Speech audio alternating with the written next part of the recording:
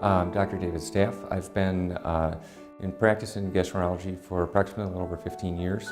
I think gastroenterologists are probably like most subspecialists in medicine.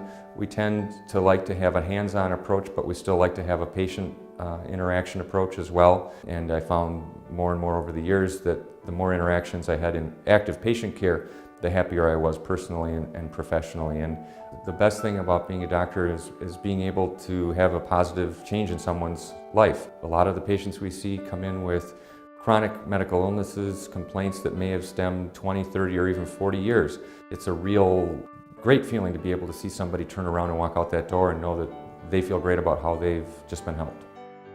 I had a professor who told me, if you tell me the right story, I'll give you the right diagnosis. And from that I gleaned a couple of things, but the most important is that 99% of diagnosing a patient's problems is listening to them tell you what the problem is. I encourage patients to sit and tell me what it is that's bothering them and how long it's been bothering them and all the different facets of their symptoms. Because largely my experience has been, by the time they're done telling me that story, I'm back to my professor's first statement, which is, if you told me your story, I'll give you the right diagnosis. And I think that's held true to this day, and that's how I try and approach every patient when I see them. Patients sense if they're being put into a cookie cutter scenario. We all hear about test after test after test, and indeed I'll hear that from patients that I saw a doctor and the first thing they did was order 6 tests. They may or may not have talked to me about the results of those tests, and then more tests came.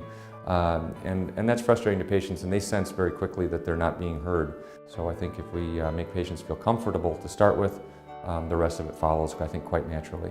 I have a large family with kids ranging from 5 to 16, and a large amount of my personal time is spent chasing and or carting them around as much as possible. I try to take the time that I do have and make it as quality as possible.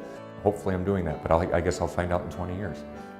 I think the things that I always look back on the most are that patient you had that critical impact moment.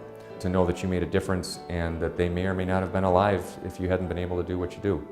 And I think there's no better feeling in the world.